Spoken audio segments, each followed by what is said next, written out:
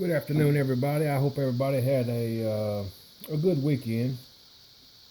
It is Sunday here in Bell Buckle, Tennessee, and what we're doing today is putting together this John Deere igniter.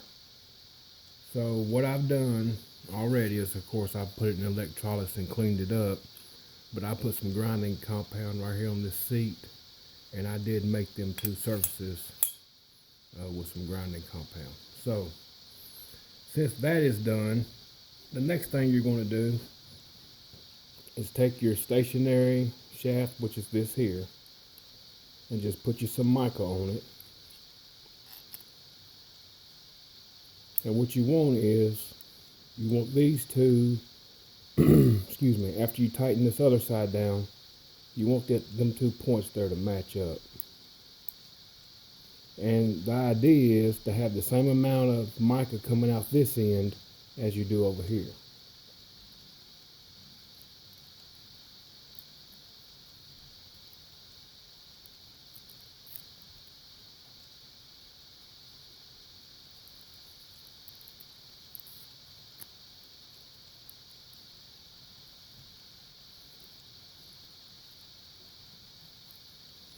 John Deere did not use a mica tube through here. So that's what we come up with. So then you have a flat washer that is smaller than most. Most washers will not, if you put it on there, it won't look right. It's just not the same.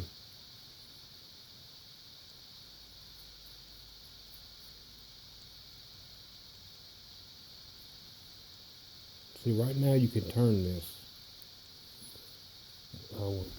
We do not want it to turn, so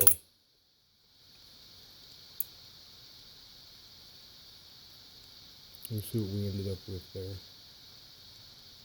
Now, of course, this isn't tight, and until we clamp this down with a pair of vice grips and really tighten this down, there's a chance that this would move when it's on the engine. So it's very, very important to have this stationary shaft really tight.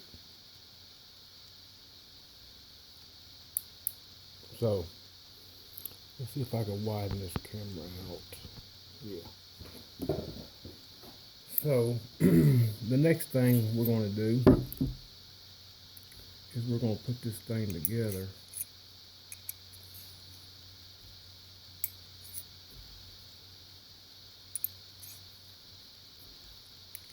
And if you don't have a manual or something to go by, just think in your mind how this thing is going to work.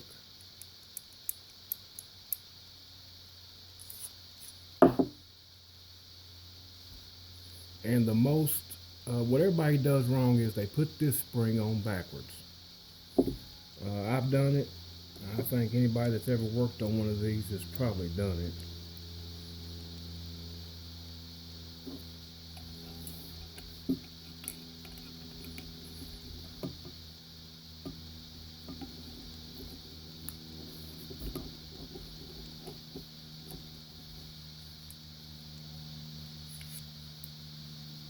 Okay, now we got that on there, and just from memory, I believe that spring is correct.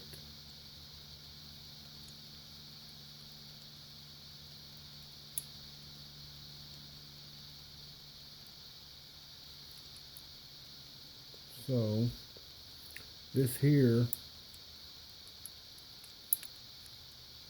goes down in here like so, and there's a flat place on the movable shaft. You see it on this one, that this slides down in between, so that this part here does not move. Once you tighten that down, that will not move.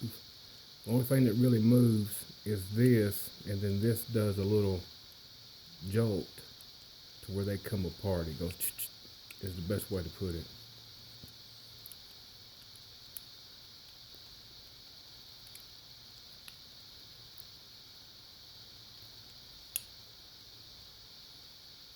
And this is just the way that I do this. This may not be the right way. So if you do it a different way, or someone tells you to do it a different way, it could be the right way, because like I said, this is just the way that I get that spring up on there. And you even can see in here that moves, and when it trips, it comes back and hits this, and that's where you get your very slight opening on your points to get your spark.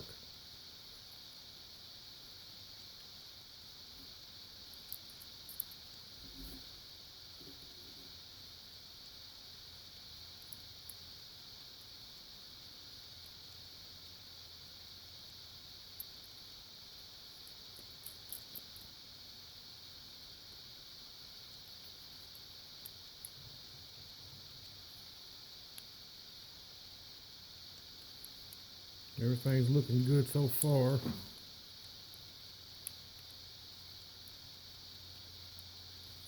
I'm gonna grab a pair of vice grips and tighten that up.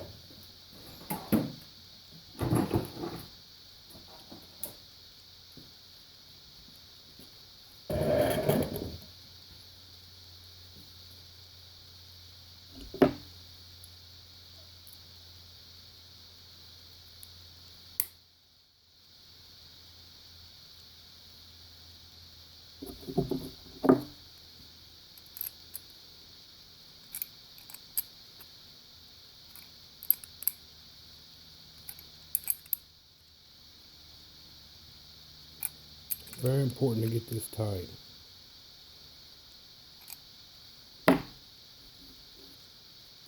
And then this is what you hook your actual wire onto.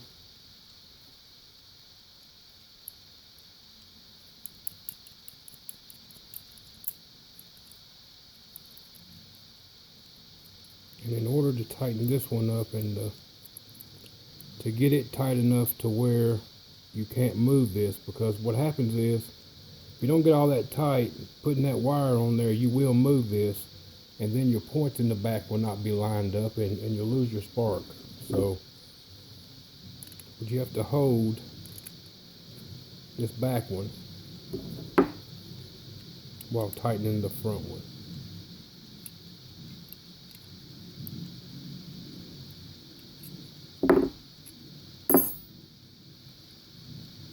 I believe that's good.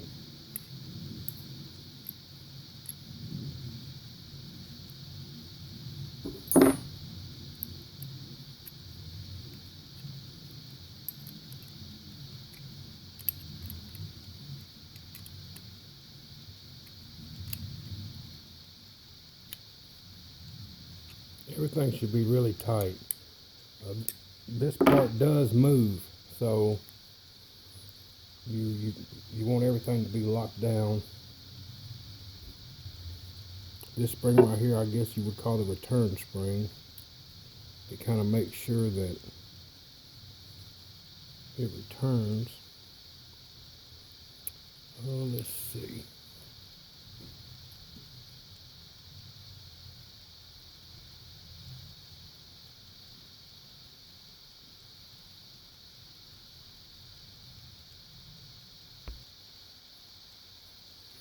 I had to go find them. I wasn't prepared, but now we got them. So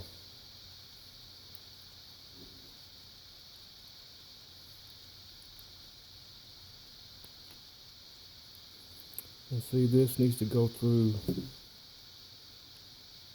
a little loop there, so you kind of gotta force it around there and then push your carter in there.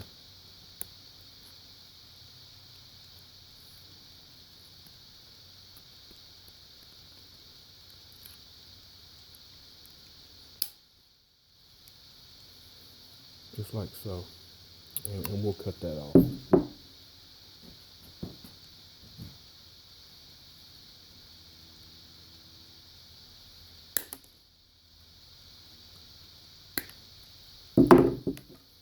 And just bend that on over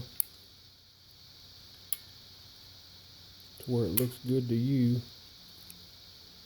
As long as it captures that, you're good to go. You can take that off, and your igniter should be ready to go. So I think we'll get it over there into a test, put a coil on it, see if we got a spark. And right here it does take another recorder in there too. Comes down from the top.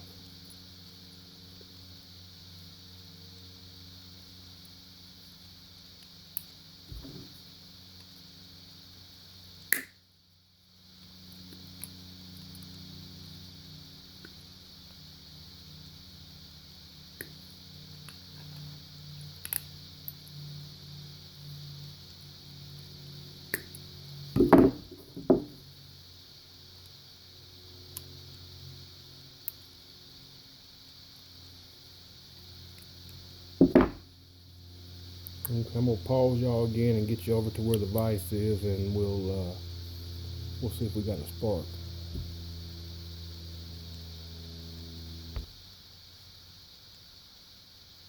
Okay, I'm over here into the vise. Let's just see if we can get a spark. I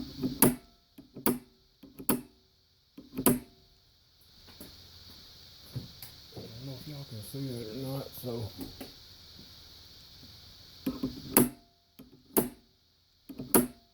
I believe it's a pretty good one.